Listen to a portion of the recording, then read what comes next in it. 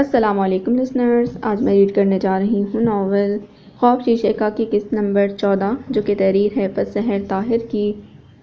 Novel شروع کرنے سے پہلے میری آپ سب سے ریکویسٹ ہے کہ پلیز میرے چینل کو سبسکرائب کریں، اس ویڈیو کو لائک کریں اور ساتھ ہی بیل آئیکن کو بھی ضرور پریس کریں تاکہ ہر نئے آنے والے ناول کی اپڈیٹ آپ کو ملتی رہے۔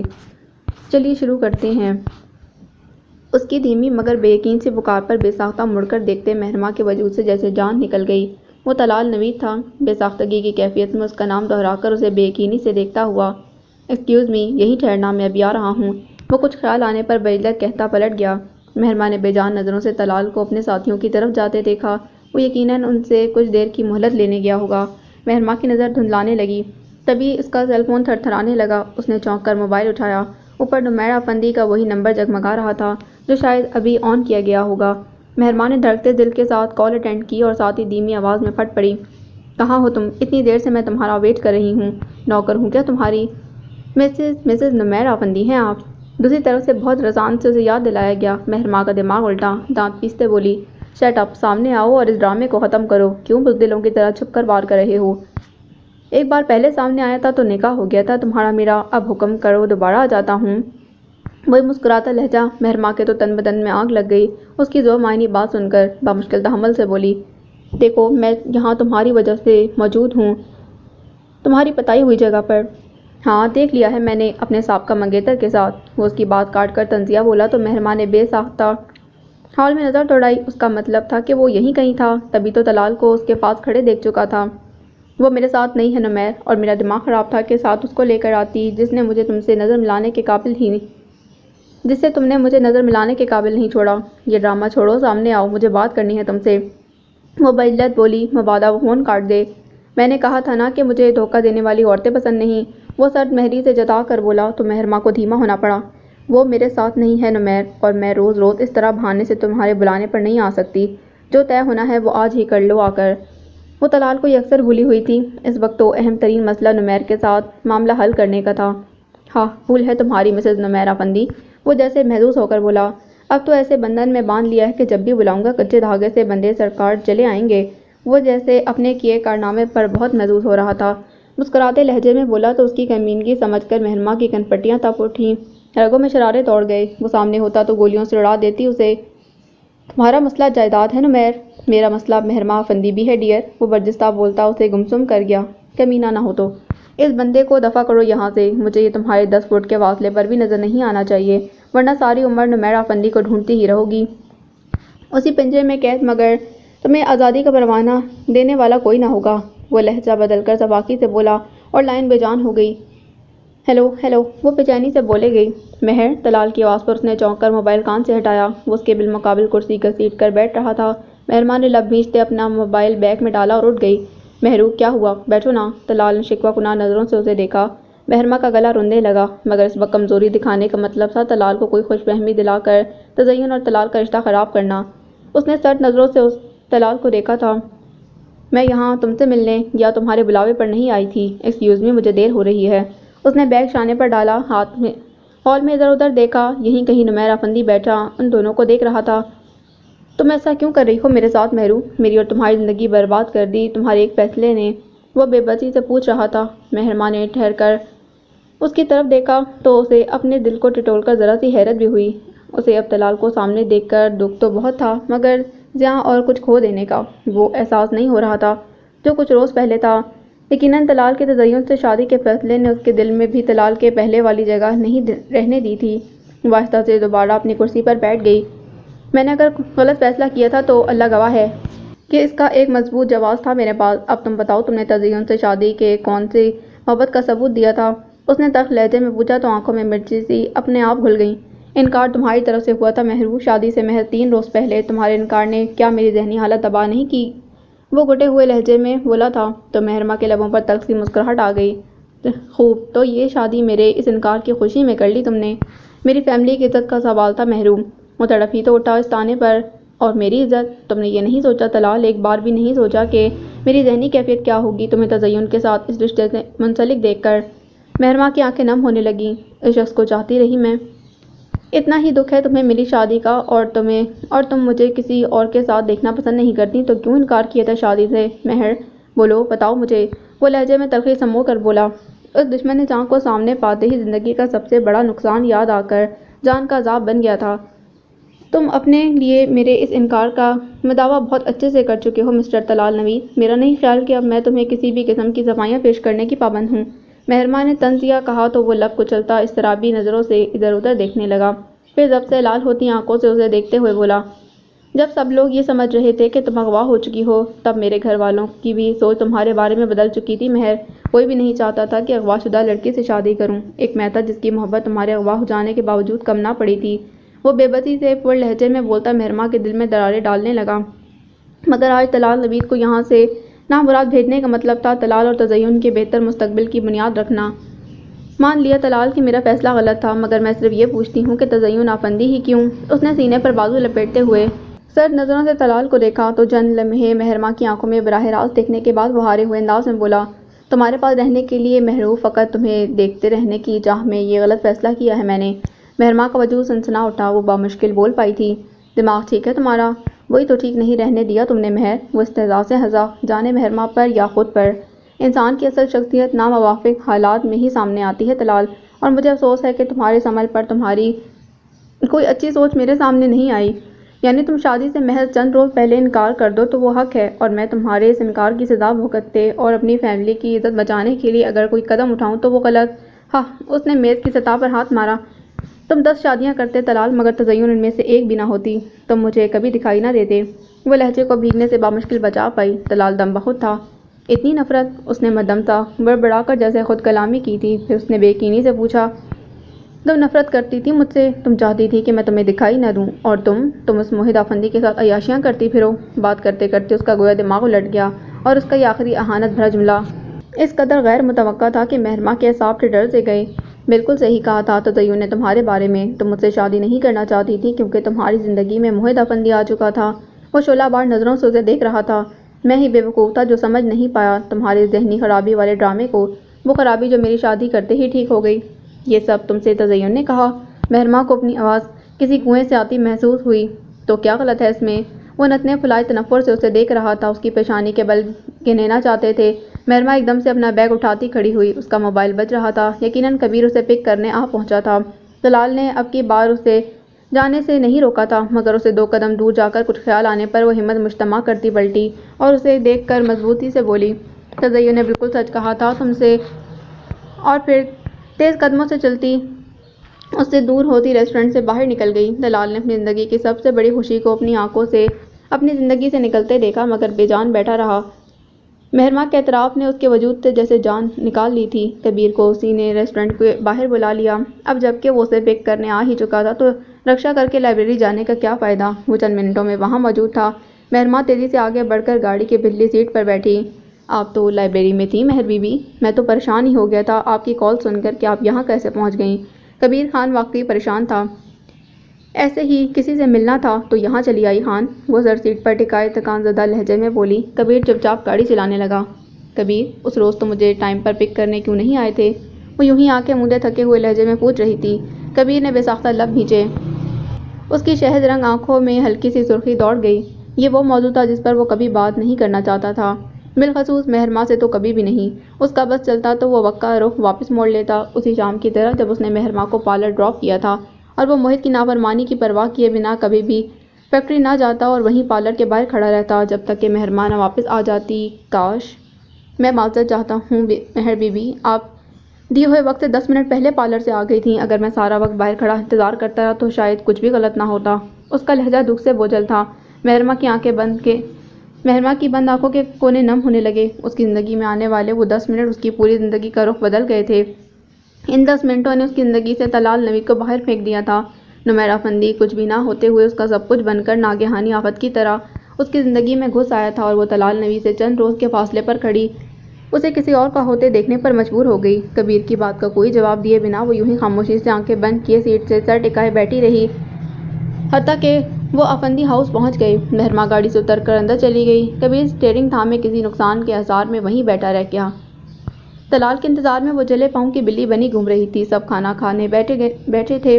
تزین نے پہلے تو اس کا انتظار کرنا چاہا، مگر بار بار کال کرنے پر جب طلال نے اس کی کال ڈسکنیکٹ کر کے موبائل ہی آف کر دیا تو اس نے تلملاتے مجبوراً گھر والوں کے ساتھ ہی کھانا کھا لیا، مگر اندر ہی اندر ایک آگ اسے سلگا رہی تھی۔ طلال کا رویہ بہت تذلیل آمیز تھا، اپنی نفی کون برداشت کرتا ہے بھلا؟ تزین بھی اب پھٹ پڑنے کے مقام پر تھی۔ دیکھ رہی ہیں آنٹی آپ طلال کا رویہ، اب تو آدھی رات کو گھر آنے لگا ہے۔ تزین نے ماما سے شکایت کی تھی۔ رمشا بھابی اپنا چائے کا مگ سنبھالتے ٹانگ پر ٹانگ جما کر بیٹھ گئیں تو ان کے چہرے پر بہت محظوظ کن مسکراہٹ تھی، مگر بظاہر بڑی ہمدردی سے بولیں، میں نے بھی نوٹس کیا ہے طلال حد سے گزر رہا ہے۔ اگر اس میں مہرمہ کی یاد ہی میں زندگی گزارنی تھی تو تمہاری زندگی کیوں کانٹوں پر گھسیٹی بھلا؟ بلکہ اسے تو قدر کرنی چاہیے جس نے اتنے مشکل وقت میں ہمارا ساتھ دیا ہے۔ جن حالات میں یہ شادی ہوئی ہے تزین، وہ بھی تم جانتی ہو۔ ماما نے رمشا بھابی کے مزہ لیتے انداز کو اچھی طرح سمجھا تھا، اس لیے قدرے تحمل سے بولی، طلال نے مہرمہ کے علاوہ کسی کا نہ سوچا تھا۔ اب اسے اپنا دل بدلنے اور موڈ بدلنے کے لیے وقت تو یہ وقت تو آپ لوگ دیتے نا اسے آنٹی، شادی ملتوی کر کے ہتھیلی پر سرسوں جمانے کا تو یہی نتیجہ نکلنا تھا۔ وہ بدلحاظی سے بولی تو اب کی بار انہیں بھی غصہ آ گیا۔ تو بیٹا تم ہی سوچ کر فیصلہ کر دیں، تمہارے سامنے تھے سارے حالات، پھر بھی تم نے اسے گرین سگنل دیا، حالانکہ تم جانتی تھی کہ طلال کے لیے فی الوقت مہرمہ کو بھلانا بہت مشکل ہے۔ ان کا لب و لہجہ خوش تھا، تزین پہلو بدل کر رہ گئی، پھر وہاں سے اٹھ کر ہی چلی گئی۔ رمشا بھابی کے ہونٹوں پر دھیمی سی مسکراہٹ پھیل گئی۔ بہت لمبی زبان ہے دیورانی جی کی ماما، ذرا دھیان سے بات کریے گا، اچھی بہوئیں قسمت والوں کو ہی ملا کرتی ہیں۔ وہ سنجیدگی سے کہتی اٹھ کھڑی ہوئی تو وہ منہ بنا کر چائے پینے لگی۔ طلال گھر آیا تو ماما اس کا انتظار کر رہی تھیں۔ وہ انہیں ابھی تک جاگتا دیکھ کر حیران ہوا۔ 11 بجنے والے تھے، آپ ابھی تک جاگ رہی ہیں؟ جن ماں باپ کی اولاد آدھی رات کو گھر آئے وہ جاگا ہی کرتے ہیں بیٹا، وہ رسان بھرے تن سے بولی۔ تو چلیں اب جا کر سو جائیں، اب تو آ گئی ہے آپ کی اولاد۔ وہ نے قدرے ٹینس سا نظر آیا۔ خیریت تھی طلال؟ تمہارا موبائل کیوں آف آ رہا تھا اور کہاں تھے تم اب تک؟ انہوں نے یک کے بعد دیگرے سوالات کی بوچھاڑ کر دی۔ موبائل کی چارجنگ ختم ہو گئی تھی ماما، اور آج ایک میٹنگ تھی، جان چھڑانے کو تھا۔ پتہ ہے مجھے، تمہارے پاپا نے بتایا کہ جیسے میٹنگ تم نے اٹینڈ کی ہے آج، ڈیلیگیشن کے لوگوں سے بات ہوئی تھی ان کی، وہ بھی کہہ رہے تھے کہ تم وہاں میٹنگ میں بھی غیر حاضر دماغی کا مظاہرہ کرتے رہے۔ انہوں نے تفکر سے اسے دیکھتے کہا تو وہ آگے بڑھ کر بے اختیار ان کے پاس صوفے پر بیٹھ گیا۔ وہاں ریسٹورنٹ میں مجھے مہرمہ مل گئی تھی ماما، اس نے گویا دھماکہ کیا۔ تزین کے قدم لاؤنج کے باہر ہی ٹھٹکے، وہ ہارے ہوئے انداز میں بول رہا تھا، مجھے آج صحیح معنوں میں احساس ہوا کہ میں نے اپنی زندگی کی سب سے بڑی خوشی کھو دی ہے۔ وہ مجھ سے محبت ہی نہیں کرتی ماما، وہ اندر ہی اندر کرلایا۔ ماما کا دل کسی نے مٹھی میں کر لیا۔ انہوں نے کب سوچا تھا کہ ان کا اتنا لاڈلا بیٹا زندگی کے اس مقام پر نامراد رہے گا، مگر جو ہونا تھا وہ تو ہو چکا، اب لکیر پیٹنا دانشمندی نہیں۔ سو انہوں نے مصنوعی خفگی سے اسے دیکھا، تم بھول رہے ہو مہرمہ بھی اسی دنیا میں رہتی ہے، اب کہیں نہ کہیں تو اس سے سامنا ہونا ایک معمولی سی بات ہے۔ تم اپنی زندگی کی طرف دھیان کرو، تمہاری بیوی ہے، گھر بار ہے، ان کو تمہاری توجہ کی ضرورت ہے۔ وہ یوں ہی سر جھکائے بیٹھا رہا تو ان کے دل کو کچھ ہونے لگا۔ بھول جاؤ طلال، جو ہوا اللہ کو ایسے ہی ہونا منظور تھا۔ میں نے شادی کے فنکشن میں اسے دیکھا تھا، وہ واقعی بیمار لگی مجھے، ہو سکتا ہے کل کو دماغی بیماری بڑھ جاتی اس کی، کوما پیشنٹ کے ساتھ کبھی بھی یہی حادثہ دوبارہ پیش آ سکتا ہے۔ وہ گہری سانس بھرتا اٹھ کھڑا ہوا۔ ماما نے چہرہ اٹھا کر اسے دیکھا۔ تزین اس گھر میں تمہاری مرضی سے آئی ہے طلال، اور تم پر اس کی ذمہ داری ہے بیٹا، یہ مت بھولو کہ مشکل وقت میں اس نے تمہارا ساتھ دیا ہے۔ تزین کو اپنے لیے ماما کا بھیک مانگنے والا انداز پسند نہیں آیا تھا، وہ فوں فاں کرتی وہیں سے واپس اپنے کمرے میں لوٹ گئی۔ چلیں اب آپ بھی جا کر سو جائیں، کافی ٹائم ہو گیا۔ وہ ان کی التجا نظر انداز کرتے لاؤنج میں سے نکل گیا تھا۔ کمرے میں داخل ہوا تو لائٹ آن تھی اور تزین سامنے ہی نائٹ گاؤن میں ملبوس بیڈ پر نیم دراز اپنے موبائل پر بزی دکھائی دی۔ سلام کرتے اپنا موبائل اور کی چین سائڈ ٹیبل پر ڈال کر بستر کے کنارے بیٹھ کر بوٹ اور جرابیں اتارنے لگا۔ بالآخر تمہیں یاد آ ہی گیا کہ تمہارا ایک گھر بھی ہے۔ تزین کے طنز نے لمحہ بھر کو اس کے ہاتھ روکے، پھر وہ اسے واقعی نظر انداز کرتے ہوئے سلیپرز پہنتا اٹھ کر وارڈروب سے اپنا سلیپنگ سوٹ نکال کر واش روم میں گھس گیا۔ اتنی سی دیر میں تزین کا دماغ ابلنے لگا۔ وہ جان بوجھ کر واش روم سے دیر لگا کر نکلا تو تزین کا بس نہ چلا، بھوکی شیرنی کی طرح اس پر جھپٹ پڑتی۔ تو ملائے آج اپنی پرانی محبوبہ سے۔ اس کا حملہ بہت اچانک تھا، طلال کو سنبھلنے کا موقع دیے بغیر۔ وٹ دا ہیل، کیا مطلب ہے تمہارا؟ شرٹ کے بٹن بند کرتا وہ اسے گھوننے لگا۔ ہوش کے ناخن لو طلال، اگر تم مہرمہ کے دوست تھے تو میرے بھی تھے۔ اس نے کس طرح تمہیں اپنی زندگی سے نکال کر باہر پھینکا ہے وہ تمہیں دکھائی نہیں دیتا؟ میرا نہیں تو اپنی سیلف رسپیکٹ کا ہی خیال کر لو۔ وہ تلخ اور تش لہجے میں بولتی طلال کی کنپٹیاں دہکا گئی۔ شٹ اپ، وہ گڑایا، مگر تزین ڈرنے کی بجائے اس کے پاس چلی آئی، نرمی سے اس کے بازو پر ہاتھ رکھا اور پرانی والی تزین بن گئی جو یونیورسٹی میں اس کی دوست ہوا کرتی تھی۔ اس نے تمہارے ساتھ بہت برا کیا ہے طلال، تم حق رکھتے ہو اسے باز پرس کرو، مگر اپنی اور میری زندگی تو خراب مت کرو ایک کرپٹ انسان کے پیچھے۔ طلال چند لمحوں تک اسے دیکھتا رہا، پھر اسے احساس ہوا کہ تزین کچھ غلط نہیں کہہ رہی۔ آج ریسٹورنٹ میں بھی مہرماں کا رویہ دل دکھانے والا ہی تھا، اور موحد افندی سے اپنے تعلق کو قبول کرنا یعنی بیماری کو بہانہ بنا کر واقعی اس نے جان بوجھ کر طلال کو اپنی زندگی سے نکال پھینکا تھا۔ تزین نے اس کے انداز سے حوصلہ پا کر اس کے شانے پر دوسرا ہاتھ رکھا اور اس کے سینے پر سر رکھتی تمام فاصلے سمیٹ گئی۔ میں نے سچے دل سے تمہیں چاہا ہے طلال، تبھی تو شادی کے لیے ہاں کرتے ایک پل کو بھی نہ سوچا کہ تمہارے دل میں کسی اور کا بسیرا تھا۔ وہ بڑی ہوشیاری سے اس کے قریب آ رہی تھی، اور کچھ بھی ہو وہ اس کے جائز رشتے میں بندھی عورت تھی۔ طلال کب تک اس حقیقت سے پہلو تہی کر سکتا تھا؟ اس نے جیسے ہار کر دونوں بازو اس کے گرد لپیٹ لیے۔ تزین کے لبوں پر ہلکی سی مسکراہٹ کھیل گئی۔ جو اس کا تھا وہ اسی کا رہنے والا تھا۔ وہ ایک گہرے دکھ اور صدمے کی سی کیفیت میں تھی۔ وہ کبھی خواب میں بھی نہیں سوچ سکتی تھی کہ تزین اسے طلال کی نظروں میں گرانے کے لیے اس کی ذات پر کیچڑ بھی اچھال سکتی ہے۔ کوریڈور سے مڑتے موحد سے اس کا ٹکراؤ ہوتے ہوتے بچا، اور وہ تو پہلے ہی ذہنی ٹوٹ پھوٹ کا شکار تھی، اس پر ہی الٹ پڑی۔ دکھائی نہیں دیتا کیا؟ سامنے سے چپ چاپ چلے آ رہے ہو، کسی سے ٹکرا کر چاہے کتنا ہی نقصان کر دو اس کا۔ اوہ سوری مدام، یاد نہیں رہا۔ وہ جیسے فوراً ہی اپنی غلطی پر پشیمان ہوا۔ میں بھول گیا تھا کہ میں کون سا انسان ہوں۔ میں تو ایک کار یا موٹر سائیکل ہوں۔ موڑ کاٹتے ہوئے ہارن بجانا چاہیے تھا مجھے، یا کم از کم گھر سے چلتے پھرتے ہر وقت سیٹی تو ضرور ہی بجانی چاہیے، تاکہ کسی سے بھی ٹکرانے والا حادثہ نہ ہو جائے۔ اس کا انداز طنز و استہزاء سے بھرپور تھا، تو ادھر مہرو بھی تپتی سلگتی سوچوں میں گھری بکھرے ہوئے دماغ کو لیے آئی تھی۔ حادثات تو اسی دن سے ہماری قسمتوں میں لکھ دیے گئے جب تم نے پاکستان میں قدم رکھا۔ وہ کلس کر بولی۔ منحوس موحد نے اسے گھوڑا۔ کہاں تھی تم؟ 1 گھنٹے کا کہہ کر گئی تھی اور اب آ رہی ہو، پورے 15 منٹ اوپر کر کے۔ اس کا انداز مہرماں کو آگ لگا گیا۔ میرے دادا بننے کی کوشش مت کرو تم، ہٹو میرے راستے سے، میں پہلے ہی بہت غصے میں ہوں۔ تو نئی بات کیا ہے اس میں؟ وہ آہستہ سے کہتے ہوئے راستے سے ہٹ گیا۔ وہ بمشکل اپنے غصے پر قابو پا کر اسے دیکھتے بولی، تم جیسوں کو کیا پتا کہ کسی کا دل ٹوٹنا اور اس کی تکلیف سہنا کیا ہوتا ہے؟ تم تو اپنے عیاشیوں میں ہو نا؟ موحد نے ذرا سی آنکھیں سکیڑ کر اسے دیکھا۔ ہاں، اس نے گہری سانس بھری۔ مجھے کیا پتا؟ دربدری کا دکھ جھیلا ہوں میں نے تو پتا ہو مجھے، بنا قصور کے کبھی مجھے سزا ملی ہو تو پتا ہو، دل کیسے ٹکڑے ٹکڑے ہوتا ہے۔ مہرماں کا غصہ ٹھنڈا پڑنے لگا۔ وہ بھی تو 14 سال کا بنواس کاٹ کر آیا تھا، اور پھر اس کا کیا قصور اس قصے میں جو یوں اس کو رگیدا جا رہا تھا؟ وہ بے بسی سے بولی، نمیر سے ملنے گئی تھی میں۔ موحد نے بے یقینی سے اسے دیکھا۔ اوپو، سچ کہہ رہی ہوں، اب یہ وکیلوں جیسی نظروں سے مت دیکھو مجھے۔ وہ چڑھ کر بولی، مطلب تم سیریسلی اس کے ساتھ رخصت ہونے کا سوچ چکی ہو؟ وہ متحیر تھا۔ مہرماں کا دل چاہا ایک تھپڑ کھینچ کر اسے دے مارے۔ تم اس قابل ہو ہی نہیں کہ کبھی میری مدد کر سکو، میں ہی بے وقوف ہوں جو تم سے اپنی پرابلم شیئر کر لیتی ہوں۔ وہ غصے سے بولی تو ضبط کرتے ہوئے آواز بھرا گئی تھی، تم بھی تو پہیلیاں بجھوا رہی ہو، اور تمہارا واقعی رابطہ ہے نمیر سے؟ وہ جیسے پہلے اس کی بات کو مذاق سمجھتا رہا، اب یقینی سے پوچھنے لگا۔ مہربان نے اس بات میں سر ہلایا۔ او گاڈ! مجھے شوق تھا، اس نے مجھے ملنے کے لیے کہا تھا۔ وہ اضطرابی انداز میں اپنے شولڈر بیگ کا اسٹریپ مسل رہی تھی۔ تمہارے پاس اس کا رابطہ نمبر ہے تو تم نے آغا جان کو کیوں نہیں بتایا؟ وہ جانچتی نظروں سے مہرماں کو دیکھ رہا تھا، جیسے اس کے چہرے سے اس کے عزائم کا اندازہ لگانا چاہ رہا ہو۔ مہرماں نے تھک کر دیوار سے ٹیک لگا لی۔ مجھے سمرا چچی نے کہا تھا۔ موحد بڑے زور کا چونکا تھا۔ ماما نے؟ ان کو پتا تھا کہ تم نمیر سے ملنے جا رہی ہو؟ نہیں، لیکن انہوں نے ہی کہا کہ مجھے نمیر سے بات کرنی چاہیے۔ پھر اس کی کال آ گئی تو میں نے سوچا جا کر اس سے خود بات کروں۔ اسی چکر میں گھر والوں کو بھی نہیں بتایا، مگر کر سکی نہیں۔ وہاں اچانک ہی طلال سے ملاقات ہو گئی۔ مہرماں بیچارگی سے بولی، یہ کون سی الف لیلا سنا رہی ہو، اتفاقات سے بھری؟ موحد نے اسے گھورا تو وہ خوشمگی نظروں سے اسے دیکھتی چھوڑ کر سیدھی ہو گئی۔ تم؟ اسی لیے میں تمہیں کچھ نہیں بتانا چاہ رہی تھی۔ تم نے آج تک میری بات سمجھی ہے جو آج سمجھو گے؟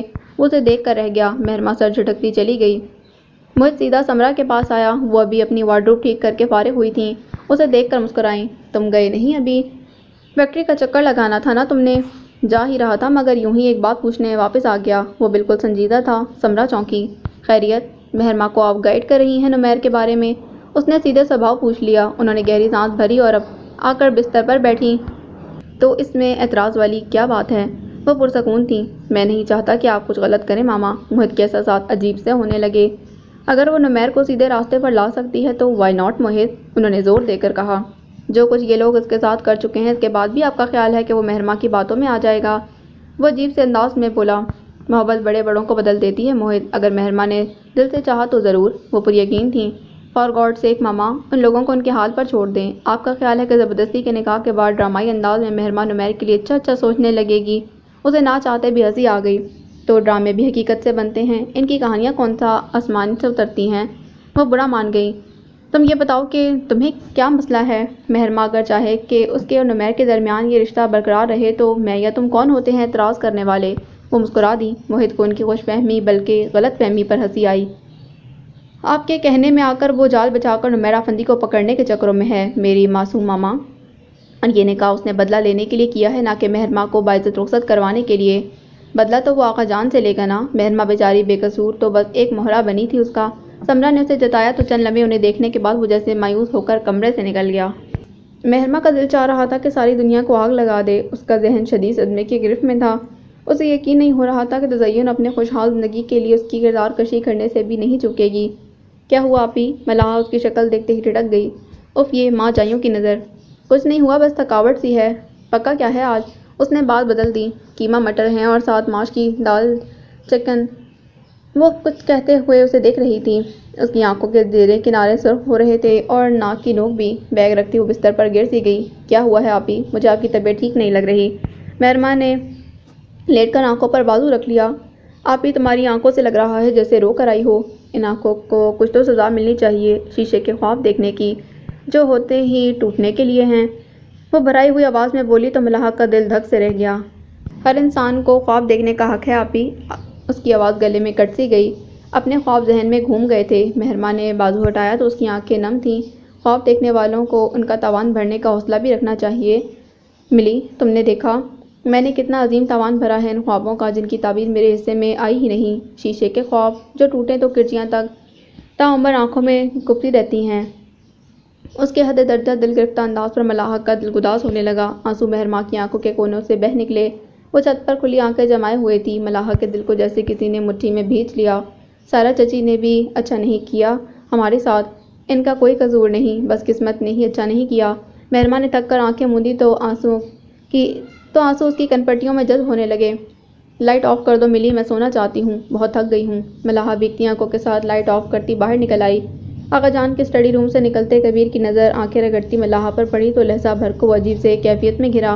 آج بہت سارے دنوں کے بعد وہ سرفری دکھائی دی تھی تو ہمیشہ کی طرح نظر بچا کر اس کے پاس سے گزر جانے کو دل نہ چاہا، مگر آج جب اسے ایک نگاہ ملنے کے باوجود ملاحہ سپاٹ چہرہ لیے اس کے قریب سے گزر گئی تو وہ متحیر سا گردن موڑے اسے دیکھتا ہی رہ گیا۔ تو کیا محبت کے پرندے نے اپنے خوشنما پر سمیٹ لیے تھے؟ کبیر خان کو تو ہاتھ جھاڑنے چاہیے تھے، خس کم جہاں پاک، مگر دل تھا کہ دور جاتی موڑ مڑتی ملاحہ افندی کے قدموں سے لپٹا جاتا تھا۔ وہ دل کی اس بے ایمانی پر شردہ رہ گیا۔ وہ تنے تنے تاثرات لیے شرٹ کے بٹن بند کرتا آئینے کے سامنے آ کھڑا ہوا۔ گیلے بال بے ترتیبی سے پیشانی پر بکھرے ہوئے تھے۔ تزین کے ہونٹوں پر ہلکی سی مسکراہٹ پھیل گئی۔ اس نے آگے بڑھ کر ہیئر برش اٹھایا اور دلال کے بالوں کو سنوارنے لگی۔ وہ لمحہ بھر کو ساکت ہوا، پھر اس نے جھپٹ کر تزین کے ہاتھ سے برش چھینا۔ جاؤ جا کر کام کرو اپنا، ہر وقت کمرے میں گھسی رہتی ہو، کبھی گھر کے معاملات بھی دیکھ لیا کرو۔ اس کا انداز اس قدر حقارت آمیز تھا کہ تزین سن رہ گئی۔ ابھی تو گزری رات کے جگنو مٹھی میں بند زندہ تھے، ابھی تو وہ کرب کی ایسی فضوں کے حصار میں تھی، تو طلال نے وہ حصار اتنی جلدی کیسے توڑ دیا؟ طلال کیا ہوا ہے؟ وہ پریشان ہونے لگی۔ تو وہ سمجھی تھی کہ مہرما کو طلال کی نظر سے گرا کر وہ اپنا راستہ صاف کر چکی ہے، مگر وہ تو پھر سے اسی سیڑھی پر جا کھڑا ہوا۔ کچھ نہیں ہوا تزین، پلیز ابھی میں کچھ دیر تک تمہاری شکل نہیں دیکھنا چاہتا، وہ صفا چٹ انداز میں کہتا اسے اس کی نگاہوں میں گرا رہا تھا۔ ہاں صحیح، وہ سلگ کر تمسخرانہ ہنسی۔ تو مسٹر طلال نوی، تمہارا شمار بھی انہی اصیل مردوں میں ہوتا ہے جنہیں بیوی صرف رات کے اندھیروں میں اچھی لگتی ہے۔ اس کے الفاظ نے طلال کے تن بدن میں آگ لگا دی۔ Shut up, get lost from my eyes. اس کی آنکھوں میں غصے کی لالی اترنے لگی۔ تو کیا غلط کہا میں نے؟ تمہارا ابھی کا رویہ بتا رہا ہے کہ حقیقت کیا ہے، وہ ڈرے بغیر بولی۔ جب تمہیں پتا ہے سب کچھ تو پھر کیوں بحث کر رہی ہو؟ جاؤ اور دماغ خراب مت کرو میرا۔ وہ بے رخی سے بولا تو تزین لب بھینچ کے پیچھے ہٹ گئی۔ اسے احساس ہوا تھا کہ اس کی جلد بازی کام خراب بھی کر سکتی تھی۔ ناشتے کی ٹیبل پر وہ دونوں اکٹھے پہنچے۔ طلال کم از کم رمشا بھابھی کو اپنے اندرون خانہ حالات کی بھنک بھی پڑنے نہیں دینا چاہتا تھا۔ پاپا نے رات دیر سے گھر آنے پر اس کی باس پرس کی، مگر وہ سر جھکائے اس کے ساتھ فرائی انڈا ختم کر رہا تھا۔ کوئی بات نہیں انکل، کبھی کبھار دوستوں میں دیر سویر ہو ہی جاتی ہے، تزین نے مسکرا کر کہا۔ چائے کا کپ خالی کرتے وہ اٹھ کھڑا ہوا۔ تزین اچھی بیویوں کی طرح گاڑی تک اس کے ساتھ گئی۔ شام کو جلدی آنا، امی کی طرف چلیں گے۔ تزین نے نکلتے ہوئے سے یاد دہانی کروائی۔ طلال کا دماغ چنایا۔ بیوقوف عورت، زخموں کو بھرنے ہی نہیں دیتی تھی۔ مجھے تو یہ سمجھ نہیں آتی کہ آغا جان نے کیا سوچ کر اکاؤنٹس کا شعبہ اس کل کے بچے کے حوالے کیا ہے۔ 2-2 3-3 روز چیک اس کی ٹیبل پر پڑا رہتا ہے۔ اپروول کے انتظار میں صدا کے ٹھنڈے مزاج کے سہیل افندی اس وقت تپے ہوئے تھے۔ میں اس سلسلے میں آغا جان سے بات کر چکا ہوں سہیل، کوئی فائدہ نہیں۔ آغا جان کے دماغ میں جو بات سما جائے وہ بدلنا بہت مشکل ہے۔ مبین صاحب نے لب کشائی کی۔ ساری عمر لگائی ہے اس کاروبار میں نے محنت سے یہ بزنس امپائر کھڑا کیا ہے، سر توڑ محنت سے اس مقام پر پہنچے ہیں اور وہ آ کر پکی بکائی پر بیٹھ گیا ہے۔ اس کے منہ میں بیوی کی زبان بول رہی ہے۔ پیون کے ذریعے بلائے جانے پر موہت ان کے آفس میں داخل ہوا تو اس کے کان بخوبی ان کا آخری جملہ سن چکے تھے۔ اگر آپ نے محنت کی تو ہمارے جانے کے بعد 14 سال تک اس کا صلہ بھی تو اکیلے ہی وصول کرتے رہے ہیں آپ۔ اگر میں اسی میں سے حساب مانگوں اپنے حصے کا تو کوئی ریکارڈ نہیں ملے گا مجھے۔ وہ خوش دلی سے کہتا انہیں جتاتے ہوئے کرسی میں دھس گیا تو وہ ان کی بات سن چکا تھا۔ جی فرمائیے، وہ سی مسکراہٹ کے ساتھ پوری طرح سہیل افندی کی طرف متوجہ تھا۔ انہوں نے گڑبڑا کر بڑے بھائی کی طرف دیکھا۔ انداز یہی تھا کہ وہ اب بات شروع کریں، مگر وہ خاموشی سے بیٹھے رہے۔ جانتے تھے موہت کے پیچھے آغا جان کی شے ہے، مجبوراً سہیل کو ہی بات شروع کرنی پڑی۔ دیکھو برخوردار، ہم نے اس بزنس کو ساری عمر دی ہے، اپنی اور اپنے بڑے اصولوں کے ساتھ چلایا ہے۔ انہوں نے تمہید باندھی تو وہ آنکھوں کو خفیف سی جنبش دے کر لاپرواہی سے بولا، وہ دن تو لگ گئے اب، نیا زمانہ نئے اصول ہیں چچا جان۔ تمہارا مطلب ہے ہمارے دن گزر گئے اب، اور یہ جو بزنس امپائر کھڑی ہے ہم نے اس کے والی وارث صرف تم ہی ہو۔ انہیں غصہ آنے لگا۔ الحمدللہ، وہ بشاشت بھرے لہجے میں بولا۔ آرام سے سیٹ پر نیم دراز کیفیت میں بیٹھا، ہلکے ہلکے آگے پیچھے کرسی جھلاتا، وہ اس وقت سکون کی سب سے بلند سطح پر تھا۔ گھر کا بیٹا ہی تمام پراپرٹی کا وارث ہوا کرتا ہے۔ تم بیٹے بنتے تو ہم اف بھی نہ کرتے موہت، مگر تم نے آفس مینجمنٹ میں جو تبدیلیاں کی ہیں ان کے لیے ہم دونوں میں سے کسی کو پوچھنا بھی گوارا نہیں کیا۔ وہ اندر ہی اندر تلملا رہے تھے۔ ایسا کیا کر دیا میں نے؟ پیسہ کہاں جا رہا ہے اور کہاں خرچ ہو رہا ہے؟ اگر چیک کے ساتھ اس کی ڈیٹیلز مانگ لی تو کیا کوئی جرم ہو گیا؟ وہ اسی پرسکون انداز میں پوچھ رہا تھا۔ اب ہم تمہیں حساب کتاب دیا کریں گے۔ مبینہ افندی کو بالآخر لب کشائی کرنا ہی پڑی۔ ناگواری سے پوچھا، میں کون سا کسی کو لائن حاضر کر رہا ہوں؟ بس چیک کے ساتھ ڈیٹیلز بھی ٹائپ کروا کر بھیج دیا کریں تاکہ اکاؤنٹس ڈپارٹمنٹ کلیئر رہے، ماہانہ یا سالانہ جمع خرچ کے رجسٹر نہ بنانے پڑیں، وہ کہہ رہا تھا، اور دونوں بھائی اس کی باتوں پر بل کھا رہے تھے۔ پھر بھی اگر آپ مطمئن نہیں ہیں تو آغا جان سے بات کر لیں، میں تو انہی کی اجازت سے یہ چینجز لایا ہوں۔ وہ اٹھنے کو پر تول رہا تھا۔ چلو ڈیٹیلز بھی بندہ بتا دے، مگر چیک کو تو 2-3 روز کے رکھنا یہ کہاں کا بزنس ہے؟ سہیل افندی تلملائے، مگر اب کی بار کوئی وضاحت پیش کیے بنا وہ کرسی پیچھے دھکیلتا اٹھ کھڑا ہوا۔ امید ہے کہ ساری بات آپ کو سمجھ آ گئی ہوگی، اب میں چلتا ہوں کہ ایک امپورٹنٹ میٹنگ ہے میری، وہ مسکرا کر کہتا دروازہ کھول کر نکل گیا۔ یا اللہ، کیا مصیبت ڈال دی آغا جان نے ہمارے سر پر؟ سہیل افندی نے سر ہاتھوں میں تھام لیا۔ میرے خیال میں تو یہ سارا بزنس برباد کر کے ہی چھوڑے گا، یا پھر قبضہ کر کے۔ مبینہ افندی کو بھی آنے والے وقت کی آہٹ سنائی دے رہی تھی۔ موہت اب ان میں جتنا بھی گھل مل گیا ہو، اس کی آنکھوں کا سر تاثر اس کی شخصیت کے پوشیدہ اسرار کو ظاہر کرتا تھا۔ آغا جان سے بات کرنی پڑے گی کھل کر بھائی صاحب، ورنہ حالات کا رخ تو آپ دیکھ ہی رہے ہیں۔ سہیل افندی متفکر تھے اور مبین صاحب سوچوں میں گم۔ اوپر سے وقار کے بیٹے والا مسئلہ بھی شروع ہو چکا تھا۔ اگر کل کلاں کو وہ بھی اپنا حصہ مانگنے پر آ گیا تو ہم دونوں بھائی تو ہاتھ ملتے رہ جائیں گے۔ انہوں نے بروقت ایک تلخ و تاریک حقیقت ان کے سامنے لا رکھی تھی۔ وہ سن سے بیٹھے رہ گئے۔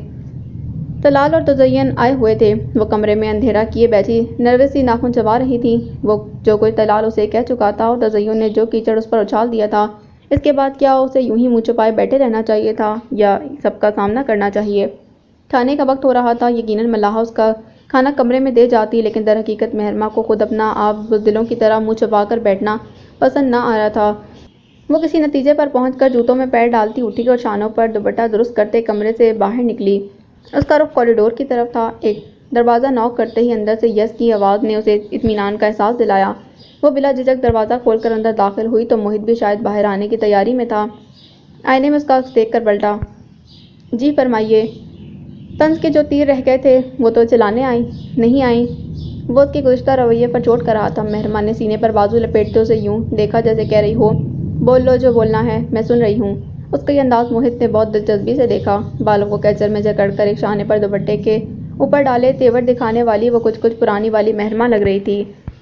تم کھانا کھانے جا رہے ہو؟ وہ خاموش ہوا تو مہرماں نے پوچھا۔ جا تو رہا تھا۔ کیوں، کوئی مسئلہ ہے کھانے میں؟ ٹھیک نہیں پکا؟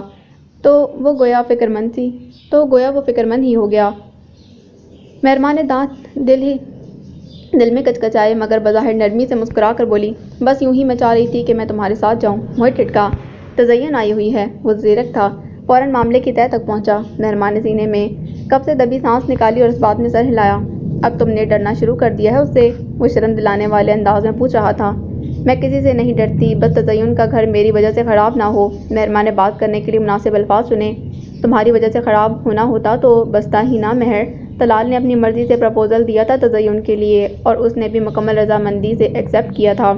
تم نہیں جانتے وہ کیا کر رہی ہے اس گھر کو بسائے رکھنے کے لیے۔ ٹینشن کے مارے مہرما کی زبان پھسل گئی تھی۔ موہت نے آنکھیں سکیڑ کر اسے دیکھا، جیسے کچھ اندازہ لگایا ہو۔ تمہیں طلال نے کچھ بتایا ہوگا، وہ فوراً بولا تو مہرما گڑبڑائی، پھر جلدی مچا دی۔ اوفو، میں بھی کہاں باتوں میں لگ گئی۔ چلو جلدی، بھوک لگ گئی ہے۔ کیا بتایا ہے تمہیں طلال نے؟ وہ سنجیدہ تھا، بلکہ تم نے کیا بتایا اسے؟ میں تمہیں بیوقوف نظر آتی ہوں، وہ سخت برا مان کر بولی۔ نہیں خیر، دیکھنے میں تو بالکل بھی نہیں لگتی۔ موہت نے جیسے اس کا دل رکھا مگر اس کے الفاظ، اوف، مہرما نے اسے گھوڑا۔ تم چل رہے ہو یا میں جاؤں؟ تم بتا رہی تھی جو طلال نے تم سے کہا تھا۔ اس کا انداز سراسر بلیک میل والا تھا۔ میں نے کب کہا کہ میں بتا رہی ہوں؟ تو پھر جاؤ، میں نے کب کہا کہ میں تمہارے ساتھ چل رہا ہوں؟ وہ چانے اچکا کر بڑی بے مروتی سے بولا تو مہرما نے دانت کچکچائے۔ مائنڈ مت کرنا، ویسے بہت ڈھیٹ ہو تم۔ بنا بات جانے بھی تو تم میرے ساتھ چل سکتے ہو۔ اس کے انداز پر موہت نے بمشکل مسکراہٹ دبائی اور منتظر نگاہوں سے اسے دیکھنے لگا، یعنی وہ منتظر تھا اور بات جانے بغیر پلٹنے والا نہیں تھا۔ مہرما کھنکاری، دراصل تزین نے تمہیں میرے انکار کی وجہ بنا کر پیش کیا ہے طلال کے سامنے۔ وہ مدھم مگر مجرمانہ انداز میں بولی تو اسے جھٹکا لگا۔ کیا مطلب؟ فوری طور پر وہ سمجھا نہیں تھا۔ مطلب یہ کہ طلال سمجھ رہا ہے کہ شادی سے انکار کی وجہ تم ہو، وہ مجرمانہ انداز میں بولی۔ اور یہ اسے تزین نے کہا ہوگا؟ وہ دانت پیس کر بولا۔ مہرما نے اس بات میں سر ہلایا۔ یعنی اب میں تمہارے ساتھ وہاں جاؤں تزین کے کہے پر مہر ثبت کرنے؟ وہ طنزیہ بولا۔ کیا فرق پڑتا ہے موہت، میں اگر تھوڑی سی اور بری بن کر تزین کی زندگی کو بہتر بنا دوں؟ مہرما نے اپنی بات پر زور دیا۔ اب بات تمہارے کریکٹر پر آ رہی ہے مہر۔ So what? تمہارے خیال میں جو کچھ نمیرہ فندی نے میرے ساتھ کیا ہے وہ معاشرے کی نظروں میں میرا کردار خراب کرنے کو کافی نہیں؟ تلخی سے کہتے اس کی آنکھوں میں نمی اتر آئی تھی۔ مکان گر جائے تو ہر کوئی اسے گزرگاہ بنا لیتا ہے موہت۔ اب تو جو کوئی کچھ بھی کہے اتنا دکھ نہیں ہوتا جتنا برا اس شخص نے کیا ہے میرے ساتھ۔ اچھا کیا کرنا ہے وہ بتاؤ مجھے۔ لمحہ بھر گنگ رہنے کے بعد وہ مشکل بات بدل پایا۔ مہرما نے دوپٹے کے پلو سے آنکھیں صاف کیں اور بولی، بس تم اور میں اکٹھے جائیں گے ڈائننگ ٹیبل پر۔ طلال کو تزین کی بات سچ لگنی چاہیے۔ وہ نم آنکھوں سے مسکرائی۔ موہت نے گہری سانس لی۔ لیکن تم کسی غلط فہمی میں مبتلا نہ ہو جانا۔ زبردستی ہی صحیح مگر نکاح ہو چکا ہے میرا۔ دروازے سے نکلتے وہ مسکرا کر کہتی شاید اپنے آپ کو نارمل کر رہی تھی۔ موہت لب بھینچ کر رہ گیا۔ ان دونوں کو اکٹھے اندر آتے دیکھ کر تزین اور طلال کے تاثرات الگ تھے۔ تزین کے دل میں تو ٹھنڈک سی اتری مگر طلال کی رگوں میں تو کھولتا لاوا دوڑا۔ موہت بآواز بلند سلام کر کے اپنی کرسی پر بیٹھ گیا۔ طلال کو لفٹ تو اس نے تب بھی نہ کروائی جب وہ مہرما کا منگیتر تھا، اب تو دور سے ہی سلام۔ مہرما آگے بڑھ کر تزین سے گلے ملی اور اس کا حال احوال پوچھا، پھر موہت کے ساتھ والی کرسی پر ہی بیٹھ گئی۔ مہرما کے اس قدر کھلے دل کے مظاہرے نے ٹیبل پر ماحول اچھا رکھا مگر تزین کو اس کا ٹینس چہرہ صاف نظر آ رہا تھا۔ اتنا کچھ مہرما کے خلاف بتایا پھر بھی منہ بنا کر بیٹھا ہوا ہے۔ تزین کھانے کے لوازمات اٹھا کر طلال کے آگے کر رہی تھی مگر طلال کا سارا دھیان موہت کی پلیٹ میں بریانی پر فورک کے ساتھ شامی کباب رکھتی مہرما کی طرف تھا۔ موہت کا مسکراتا ہوا تھینکس اور مہرما کا مدھم سا ویلکم کہنا، طلال کا پورا وجود ہی کان بن چکا تھا۔ اس نے اس پل سامنے بیٹھی اس پیاری اور نفیس سی لڑکی سے سخت نفرت محسوس کی تھی جو اس کی زندگی کو اجاڑ کر کسی اور کے باغ میں کھل رہی تھی، مہک رہی تھی۔ اسے ڈھنگ کا کھانا بھی نہ کھایا گیا اور مہرما وہ اپنا دل مضبوط بنائے بہت لاپرواہی کا تاثر دے رہی تھی۔ اسے یہ تاثر دینا ہی تھا۔ وہی ہمارے لیے چائے تو مہرو ہی بنائے گی۔ کھانے کے بعد تزین نے اونچی آواز میں کہا۔ تائی جان نے سرد نگاہ اس پر ڈالی۔ طلال کے ساتھ خوش دکھائی دینے کی کوشش میں نڈھال ہوتی یہ لڑکی اس کی بیٹی کا دل دکھانے کی کوشش کر رہی تھی، اسے جتا رہی تھی کہ جو تم نہ پا سکی وہ میں نے حاصل کر لیا۔ ان کا تو دل تھا کہ مہرما اپنے کمرے میں ہی کھانا کھا لیتی مگر پھر خیال آیا کہ کتنا عرصہ وہ یوں ہی چھپ چھپ کر زندگی گزارے گی۔ مہرما مسکراتے چائے بنانے اٹھ گئی تھی۔ میں بھی آتا ہوں، تمہاری ہیلپ ہو جائے گی۔ موہت جس طرح اچانک اس کی تقلید میں اٹھا اس نے مہرما کو جذبوز کر دیا۔ خدا شکر مرد حضرات طلال سے باتوں میں مصروف تھے، البتہ طلال کے حواس اسی طرف متوجہ تھے جو پہلو بدل کر رہ گیا۔ دماغ تو خراب نہیں تمہارا؟ کچن میں آتے ہی مہرما نے اسے آڑے ہاتھوں لیا۔ موہت نے حیران ہو کر اسے دیکھا۔ کیا ہوا، ایکٹنگ اچھی نہیں لگی میری؟ معصومیت سے پوچھا۔ خود ہی تو کہہ رہی تھی کہ طلال کو یقین دلانا ہے ہمارے چکر کا۔ طلال کو کہا تھا، سارے گھر والوں کو نہیں۔ اس نے ساس پین برنر پر رکھا۔ تمہیں نہیں لگتا کہ تم طلال کو کچھ زیادہ ہی اہمیت دے رہی ہو؟ وہ سنجیدہ ہوا۔ مہر ماں پر خود ترسی کی کیفیت طاری ہونے لگی۔ اب تو دکھ والی وہ کیفیت ختم ہو گئی موہت، کچھ میرے ساتھ ہونے والا حادثہ اور کچھ طلال کا اٹھایا ہوا قدم۔ وہ خاموشی سے چائے کے ابلتے پانی کو دیکھنے لگی۔ موہت چپ چاپ پلٹ کر کچن سے باہر نکل گیا۔ وہ چائے لے کر آئی تو سب خوش گپیوں میں مصروف تھے۔ مہر ماں نے ہی سب کے لیے چائے بنائی۔ موہت نہ جانے کہاں تھا۔ یہ موہت کی چائے ہے۔ مہر ماں نے اس کا کپ بھر کر الگ رکھ دیا۔ آغا جان چائے پی کر اسٹڈی روم میں جانے کے لیے اٹھے تو سہیل افندی اور مبین افندی بھی ان کے ساتھ ہو لیے۔ آج وہ ہر صورت موہت کی شکایت ان کے کانوں تک پہنچانا چاہتے تھے۔ طلال اور تزین کا رات گئے تک رکنے کا ارادہ تھا۔ تائی جان تو مروت نبھا کر بس کھانے تک ہی ساتھ بیٹھیں اور چائے اپنے کمرے میں ہی پی۔ اب وہاں صرف ینگ جنریشن موجود تھی۔ مہر ماں دل مضبوط کرتی تزین کے پاس بیٹھ گئی۔ کیسی گزر رہی ہے؟ مہر ماں نے ہلکی سی مسکراہٹ کے ساتھ پوچھا۔ انداز دوستانہ تھا۔ جس کے پاس طلال ہو اس کی لائف کیسی گزر سکتی ہے؟ تزین نے جواباً بڑے تفاخر بھرے انداز میں سوال کیا تھا۔ مہر ماں کے چہرے پر سایہ سا لہرا گیا۔ طلال کے سامنے تو وہ خوش ہونے کی اداکاری کر سکتی تھی، مگر تزین تو اس کے ساتھ گزرا سارا احوال جانتی تھی۔ اس کے سامنے اب کیا اداکاری کرتی جو دل کے سارے زخموں سے واقف تھی؟ مہر ماں خود کو سنبھال کر بامشکل مسکرائی۔ دل کی چور خواہشیں غیر یقینی طور پر پوری ہو جائیں تو ایسی ہی حالت ہوتی ہے انسان کی۔ اس نے لسان سے کہتے ادھار نہیں رکھا۔ تزین تلملا کر پہلو بدلا۔ اللہ جسے جس قابل سمجھتا ہے اسے اسی طرح نوازتا ہے، وہ بہت سلگ کر بولی تھی۔ ملاحہ اور فرزین طلال کو کمپنی دے رہی تھیں۔ طلال نے مہر ماں کا سوال بھی سنا اور تزین کا جواب بھی۔ اس نے چہرہ موڑ کر مہر ماں کی طرف دیکھا اور تزین کے بھی انداز میں لفظوں کو چبا کر بولا، اور بعض اوقات اللہ آپ کو بچا لیتا ہے مصنوعی جذبوں اور کھوٹے اعتراف کرنے والوں سے۔ ڈرائنگ روم میں ایک دم سے خاموشی پھیلی۔ جب انسان کو بہتر کے بدلے بہترین مل جائے تو واقعی اسے اللہ کا شکر ادا کرنا چاہیے۔ مہر ماں نے بڑے حوصلے سے جواب دیا۔ چلو بھائی، میری چائے کہاں ہے؟ موہت ہاتھ رگڑتا ہوا اندر داخل ہوا اور آ کر مہر ماں کے ساتھ ٹو سیٹر پر بیٹھ گیا۔ کوئی اور وقت ہوتا تو وہ اس قدر بے تکلفی کے مظاہرے پر مہر ماں اس کی خوب خبر لیتی، مگر اس وقت تو جیسے مہر ماں کی سانس آسان ہوئی تھی۔ مجھے پتا ہے تم آتے ہی شور مچاؤ گے، اس لیے تمہارے لیے الگ نکال دی تھی۔ میلی جاؤ ذرا چائے گرم کر کے لے آؤ اپنے بھائی کے لیے۔ اس نے مسکرا کر موہت کو دیکھا تو ملاحہ فوراً اٹھ گئی۔ واہ، دل خوش کر دیتی ہو مہر، کتنا خیال رہتا ہے تمہیں۔ موہت تو فدا ہی ہو گیا تھا اتنی خبر گیری پر۔ طلال بدمزہ ہو کر رہ گیا۔ اب موہت تزین سے باتیں کر رہا تھا اور مہر ماں بس مسکراتے سن رہی تھی۔ وقت کی چاپ نہیں ہوتی، مگر وہ بنا چاپ کے بھی گزرتا چلا جاتا ہے۔